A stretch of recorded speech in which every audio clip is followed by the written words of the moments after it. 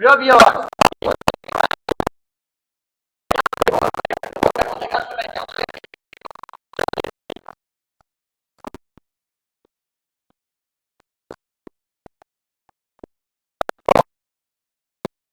বাইকটা তো আমাদের কাছে বিক্রি করছেন না?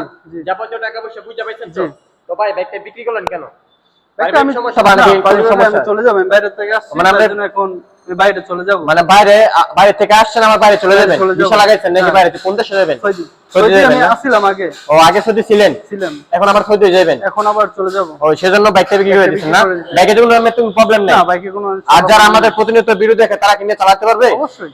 ওকে ওকে, আচ্ছা ঠিক আছে। তো ভাইয়ের জন্য সকলে দোয়া রাখবেন, তিনি তার গন্তব্যস্থলে সুন্দর পৌঁছাতে পারে, এবং আমাদের জন্য দোয়া রাখবেন আমরা যেন বাংলাদেশের মধ্যে সবচেয়ে কম প্রাইসে আপনাদেরকে ভালো ভালো বাইক উপহার দিতে পারি।